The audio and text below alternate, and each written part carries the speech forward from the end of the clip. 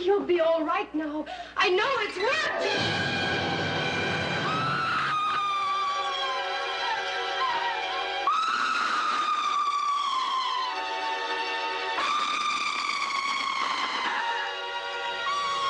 As if all the name-calling wasn't enough, now they're scaring the hell out of us. That's why I was so caught up, just knowing that that was coming. Welcome, everybody. I'm Neil Cavuto, and default, your fault. Let's call the whole country off. If Congress refuses to raise what's called the debt ceiling, America would not be able to meet all of our financial obligations for the first time in 225 years.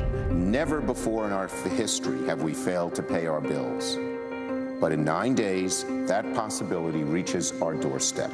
We're arriving at a point in a few days, we're not going to pay our bills. Prioritization is default by another name. By the way, now we're worried about spending, but I do want to get that last one straight. Just the act of prioritizing our bills is defaulting on those bills. Just the process of blowing through deadlines makes us a deadbeat? You don't pay your bills. You're a deadbeat. If you pay some of your bills, but not all your bills, you're in default on the bills you don't pay. Period. But that isn't the case. Period. No. Backing up against the debt ceiling, unpretty as it is, does not mean you default. And no, going past that debt ceiling does not mean you default. And no, rearranging what bills you pay once you have blown past that debt ceiling does not mean you default. And no, again, prioritizing what bills you eventually pay to avoid default does not mean you default. Here is what makes you default: not paying interest to U.S. bondholders. That's it. Skip a payment to them, you might as well stamp a big old scarlet letter on your currency and fast. Because to the world, that is what makes you a deadbeat. That is how you lose your full faith and credit. When you can't faithfully pay your credit card bills, your interest payments to those who finance your bills. That and only that, not the circus that leads to that. Sure, you can get downgraded for that behavior, and as I've said many times, you should. But you haven't defaulted on anything yet. So make sure you don't. It is when you mix the two and equate the two and conflate the cash crisis, linking the two, as prominent Democrats have, that if you've done something that is far worse, you, for example, Mr. President, have poured gasoline on your own fire and risk blowing the entire country to smithereens. It's like shouting fire in a crowded theater, and there's no fire, at least yet. People still panic and rush out the doors, kind of like what anyone who invests in this country would do. As soon as you tell them there is smoke and there's not, they just take their money and run. It is stupid, it is wrong, it is dangerous, and it is unforgivable. It is far worse than calling the other side names. It is the equivalent of burning down the entire country because you can't win an argument. And this is what happens at the corner and Wall and Broad when you do that. Look at this. We had the Dow slide close to 160 points today on growing fears this is going to happen. The more the president talks up the possibility of a default, the more these guys worry, hey, this is out of control. Craig Smith is the chairman of Swiss America and says, I guess officially it is out of control. What do you make of this? You know, Neil, it just amazes me. You just laid it out perfectly. We are not going to default on the debt. Having to prioritize bills does not mean you are going to default on a debt. And I got to tell you, Neil, I know a lot of business guys that couldn't get loans at certain times, and it was the best thing that ever happened because it made them look at what they had to do to get their businesses back in order. And here's what's interesting. 2011, Neil, we had this same rhetoric, this same exact rhetoric, and now the president is taking credit for the deficit going down faster than it ever has in the last 60 years as a direct result of the Republicans holding the line against him in 2011. Craig, all I want to make to, I hope people hearing us saying we're not embracing this soap opera that's going on or this tit for tat and the childishness of it. What we are saying, though, is you better be very careful what you are using to define a default and equating this soap opera with a default or pushing up against a debt ceiling with a default. It is sloppy. reality, it warrants a credit downgrade. As I said a couple of years ago when S&P downgraded us for this, they were perfectly within their rights to do that. I think they're perfectly within their rights to do so again because of this ongoing circus. But that, getting your credit downgraded, is very different than defaulting on an obligation like interest to bondholders. The president's quite right to point out, as he did, that there are many other obligations the U.S. faces, such as payments to Social Security recipients, Medicare recipients, our soldiers. All of that is fair game.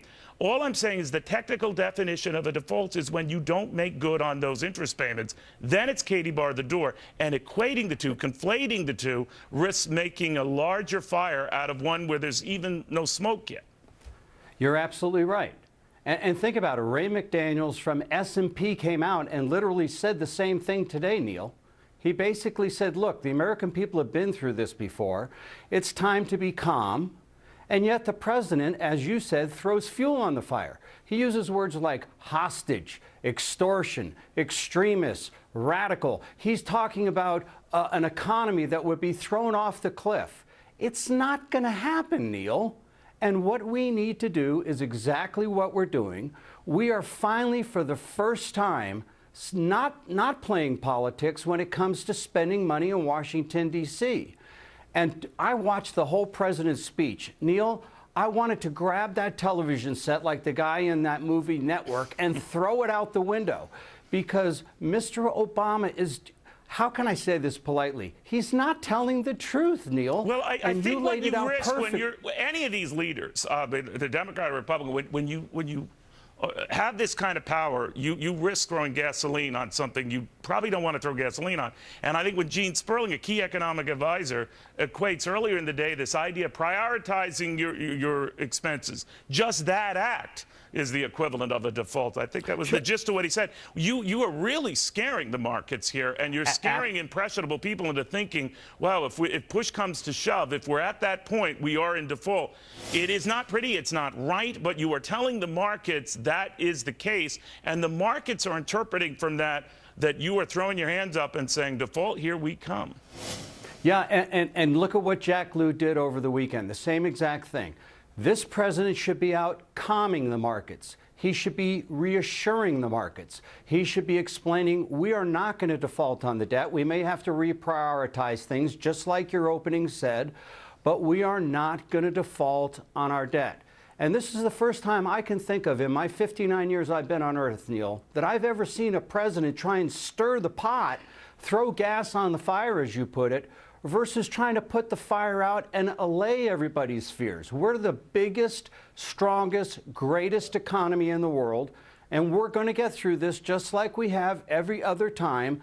But this president has proven that this may work in community organizing, but it does not work in running legislatively the greatest nation on the face of the earth. And until he comes to grips with that, Neil, you're going to hear more of this rhetoric. When I hear this extortion and hostage, and do you know how the markets are equating that?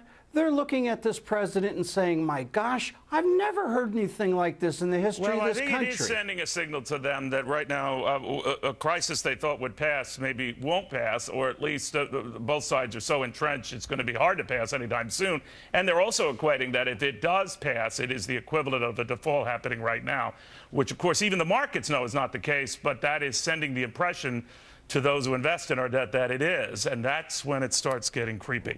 Thank you, my friend. Well, the thing that got me the most, Neil, was when he talked about if the Supreme Court brought up the whole idea of whether our bonds would be good or not. Where is this man's thinking coming from? You don't even inference something like that to the world, no less make it part of your speech. It was crazy, Neil. Think it, don't say it. All right, in the meantime, negotiations now. Well, the president says forget it. Later, maybe. Now, we're going to be hearing from House Speaker John Boehner on that moments from now. Also hear John McCain later this hour, where he's going to go along with a plan in the Senate to just vote on a clean spending bill that would carry us right through the next election. First, Ed Henry at the White House on how they're sorting all this out. Ed.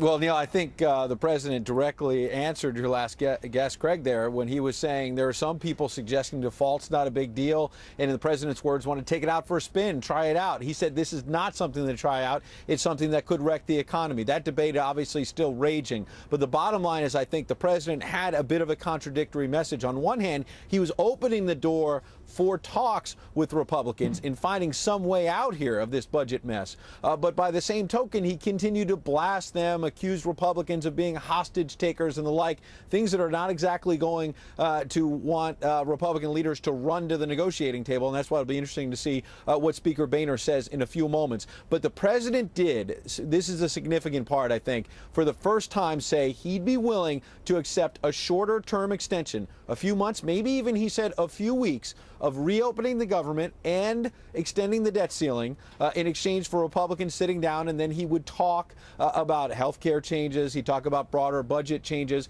and might even find some political cover for Republicans by coming up with some sort of committee on the Hill to look at the budget or something like that. Here's the president. Which is fine. And so if they want to do that, reopen the government, extend the debt ceiling. If they can't do it for a long time, do it for the period of time in which these negotiations are taking place. So what he's laying out for the first time really is the idea of sort of a dual-track negotiations where you would extend the government, reopen it for a few weeks, as I said, extend the debt ceiling for a few weeks, but then there'd be this second track going on where you would talk about changes to the health care law, et cetera. Senator John McCain just a few moments ago, though, was on the Senate floor and really had tough words for both parties and was basically saying, to kind of sum it up, that he's just tired of the fact that there hasn't been any progress made and that both sides have to finally get to what the president was talking about ending the shutdown and taking the possibility of default off the table. You mentioned Senator McCain will be on later this hour, so it'll be interesting to see whether or not there's pressure from senior Republicans like John McCain on his own GOP leadership, even as the president also puts pressure on the situation. So that was the takeaway from the news conference, that the president, for the first time, opened the door to sort of a short-term extension to all of this to try to get a bigger deal, Neil. All right, Ed Henry at the White House, thank you very, very much again.